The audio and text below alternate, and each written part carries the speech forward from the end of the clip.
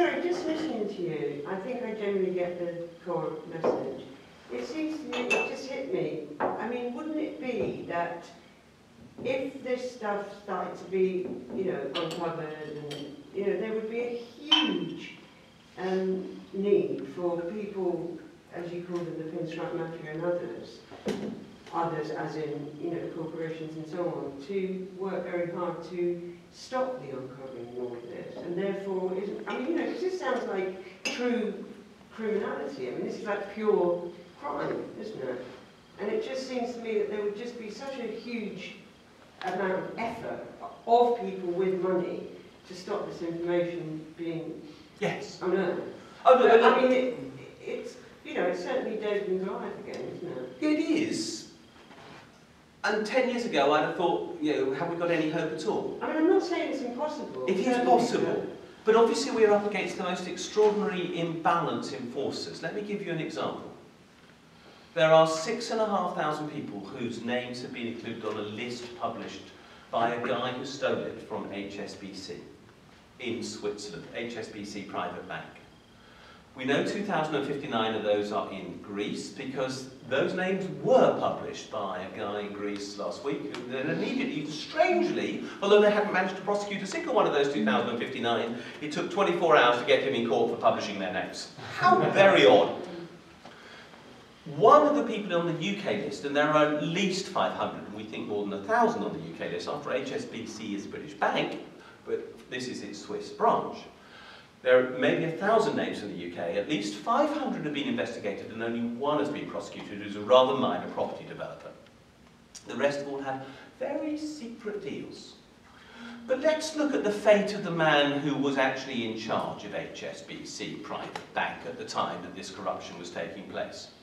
His name is Stephen Green, the Reverend Stephen Green, the Reverend Lord Stephen Green. Why is he a lord? Because the Tories made him a lord and he's now a trade minister in this government. He ran the biggest multinational money laundering operation in the world. It's called HSBC Bank and he's a trade minister. The imbalance is quite extraordinary. He doesn't like me calling him the Reverend Lord Stephen Green. I've been writing about him since 2008 and I always wondered why I didn't get a writ back. Now I know that if he had actually tried to challenge me, I'd have found out the information about the corruption in his bank earlier, so he didn't dare sue me when I was taunting him. Because I had been taunting him since 2008, when I was quite sure that he was involved in money laundering, but couldn't prove at the time. Yeah, he's a money launderer. His bank is the biggest money launderer in the world. Can I just illustrate Andrea's question with a story about tax legislation? About 18 months ago, I sat down with one of the British government's regulators for accountancy law. She was seconded, would you believe, from one of the big four accountancy companies, and I said, let me get this straight. Am I right in thinking that the difference between tax avoidance and tax evasion is how clever your accountants are and how much you can afford to pay them? And she said, well, it's very complicated, David, and if people really want to hide things, I'm not convinced that we can stop them. So yeah, the people who make the law are seconded by the government from the big four accountancy companies, and they may be very sweet and very sincere and very institutionalised. But how can we have a trade minister who is a known launderer? I mean, Jesus. Nobody's prosecuted him. Calling. Well, I know, but how is that possible? Because they don't prosecute their own. No, but It's much more. It is. Hold on, he's a criminal. So how did he end up being? I mean, like if I was. No, it's alleged. I don't get He's it. alleged criminal. Alleged. I mean, his bank has been fined $1.5 billion. He was both the chief executive and then the chairman throughout the entire period which those fines relate to. But apparently he didn't know anything about it. Sorry, I didn't realise he hadn't been charged. No, he hasn't been charged. But I mean, how can you be the chairman of a bank and have no responsibility for $1.5 billion in fines so far for money laundering, with more apparently to come? Okay. Tax laws are good. I think Mo was next. Yeah, thank you very much. Really interesting. I'm a lawyer. I'm a chartered accountant. So I'm interested in where your work in all this. Yeah, I was very interested in what you said. I wanted to get your opinion on this idea. The whole notion of corporate personhood, it seems to me, is questionable, right? And I think at the moment we have a situation where power is so concentrated into the hands of a few people that work in giant multinational companies, and it's only getting worse. Power is becoming more and more concentrated. You mentioned extractive industries, Glencore, next Yes. I mean, it's sickening.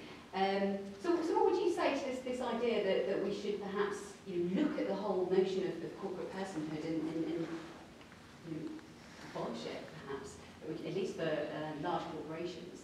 Because it's a way of companies, of individuals, hiding things, and it's a way of...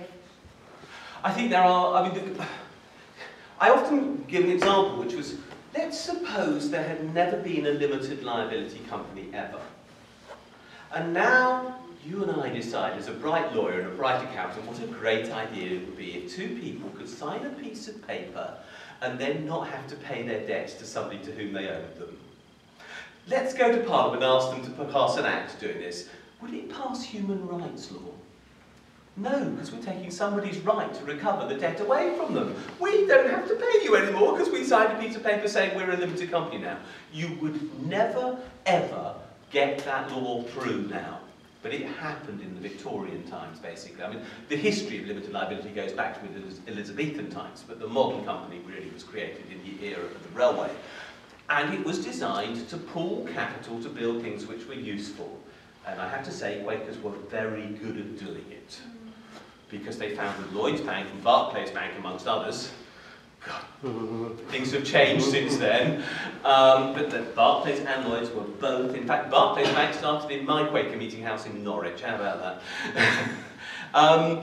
And if we go on from there, it obviously has benefits. I don't think I would actually take it away, because we do need to have collective investment tools. What we have is irresponsibility. And I think there are a number of things I would change. First of all, I'd make directors unlimited liability, so that if there's a fine of £1.5 billion, then I'm afraid the director's going to have to cough up and pay his share of it, and nor can he sit in government, because they've got a responsibility. I would make companies capable of having criminal responsibility for their actions, which is still very difficult in many countries in the world. I would also actually make it very much easier to identify who companies are. One of the big campaigns we run, which is of course around secrecy. We keep coming back to this problem of secrecy. When we're trying to find out in a tax haven what's going on, if I want to hide something, I was taught this in KPMG in 1982. It's still the same now. If I want to hide what I'm doing, I would set up a trust in the Isle of Man. There will be no paperwork linking me with it, by the way, at all. I might pay somebody to be the settlor on my behalf, be a nominee. The trust would own a company in Guernsey. There would be no record in Guernsey that the trust owned it, because you can use nominees to be recorded owners. This is surreal. No, this is real. This happens every day. The company in Guernsey would be managed by directors in Jersey, but they would be nominees, of course for me, but nothing on public record anywhere. The bank account would be in the Cayman Islands. I then have 4 jurisdictions. There is no way that they are linked one with the other on paper. How does any tax authority break through that? There is no mechanism. They're only allowed to ask one country at a time for the information, and they have to be able to prove I've got a link in the first place. We can't do it. So we have to, instead of that, we have to get right round it. And we even have that problem in this country, where you can buy a complete set of nominee, directors, secretaries and registered office for about £300 a year. So a company in this country can be used fraudulently.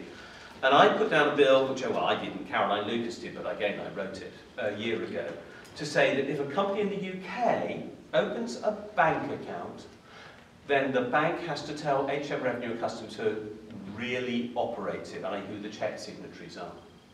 And if the company tries to disappear and doesn't pay its tax, then the revenue can go to the bank and say, please tell us who really runs this company so we can get the money from them. And there's no limited liability for that debt.